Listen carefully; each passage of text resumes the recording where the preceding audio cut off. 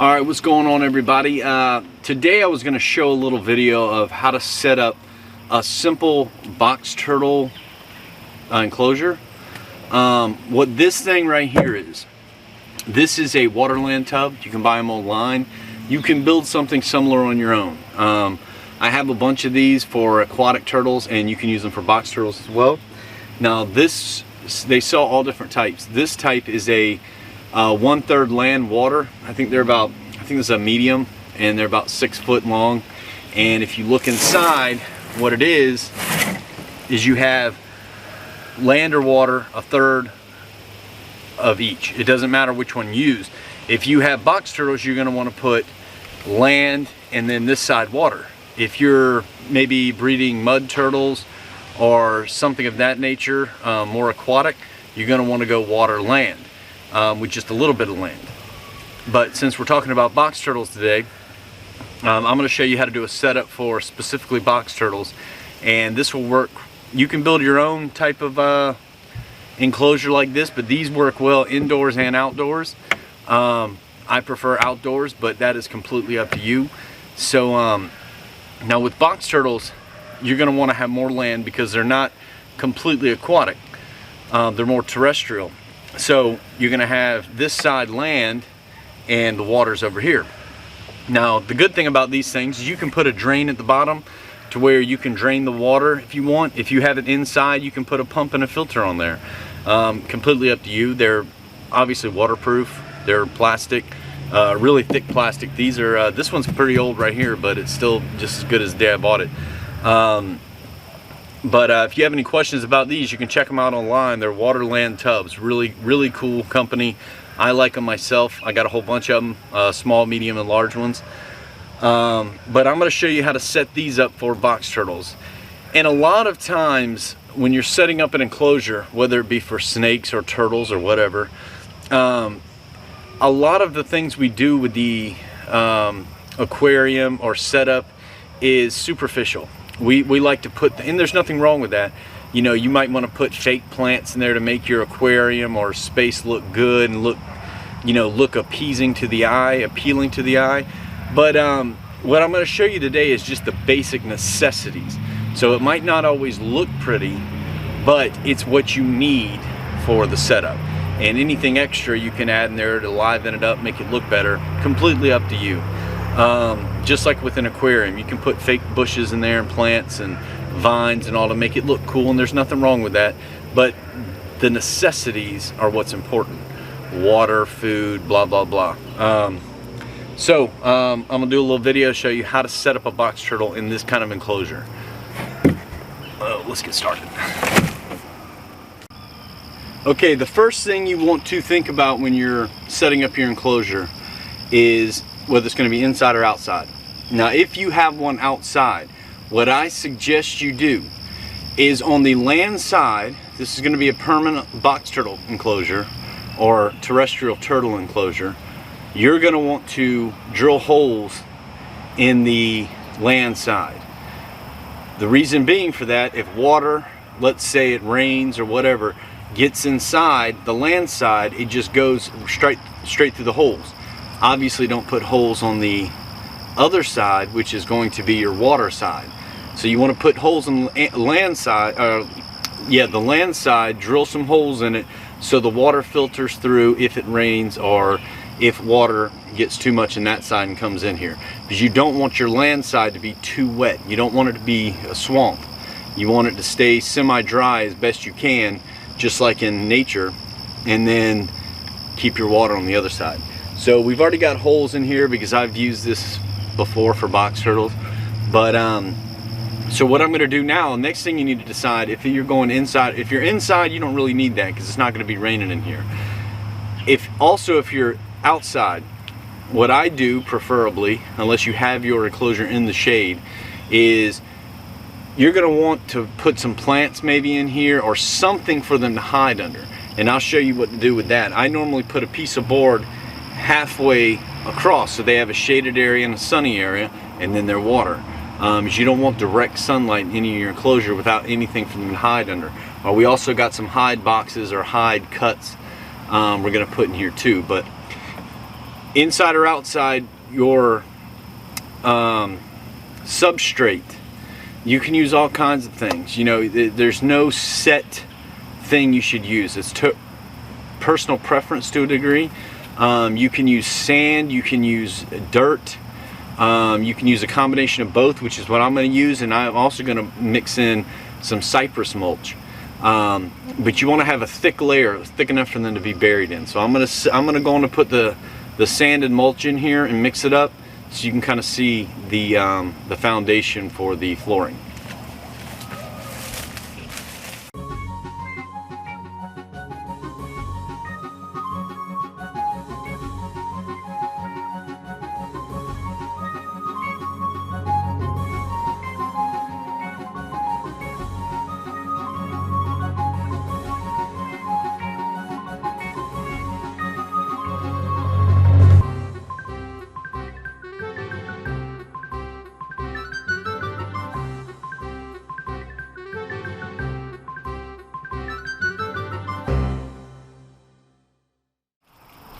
Okay, now I put sand and mulch in here.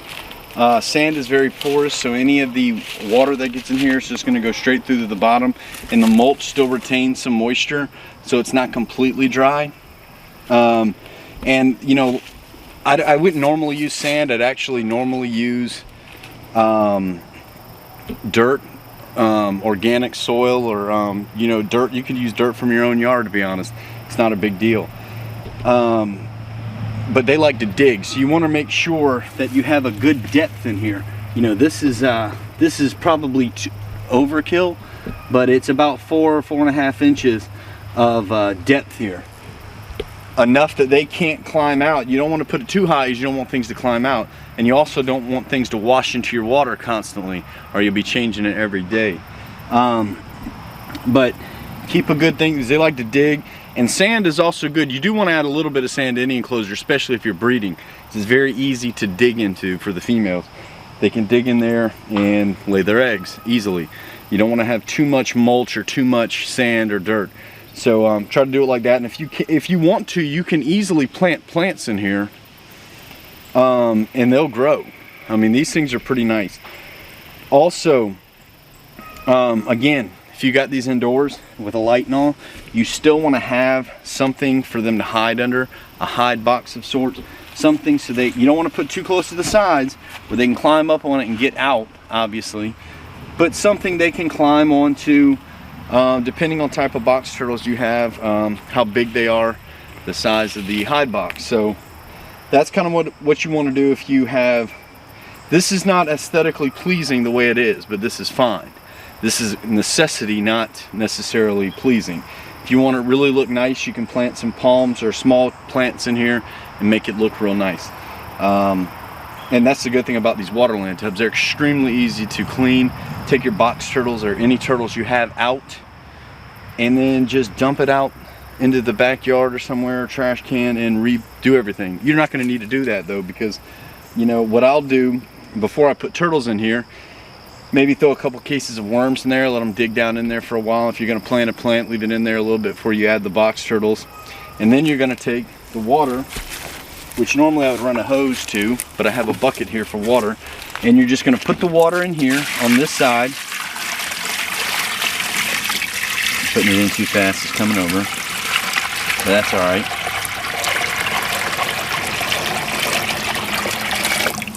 There you go. And this is perfect for box turtles too, because I said before, a lot of people put like these small water dishes in with their box turtles in indoor enclosures, and that's sustainable. They'll drink it. They need the water, obviously, but box turtles still, even though they're terrestrial, love to get in the water. And when I say in, I mean submerge in the water. Sometimes you'll have them completely underwater, especially if you're dealing with like Gulf Coast box turtles, who are almost semi-aquatic compared to the rest of the box turtles. So you want to have your water there. You can add a filter or a drain to it, depending on how you want to do it, to where you can either drain the water and change it every couple days, or a filter that just filters it through. The only issue with a filter is when you're dealing with any type of substrate, you know, that they're gonna bring that into the water when they go into the water. and it's going to put a lot of stuff in there to clog your filter up. You're going to have to change the pump all the time. The easiest thing for me, in my opinion, is to cut a hole in it and make a drain. You know, you have to look it up on YouTube if you're not a plumber, but that's the easiest way to do it. Put a drain in there. That way you can go out a couple days, and if you put some cinder blocks under this to where it's raised off the ground a little bit, pop that drain the water, you know, a nice hole, at least in about an inch or a half inch at least. Drain that water, clean it out, add some more water, and it doesn't hold a ton of water. Maybe that's like it's like 4 gallons, I believe. So I just wanted to make a little video to show you how to make a nice setup. Simple, cheap, very cheap. You can use dirt from your own yard if you have to.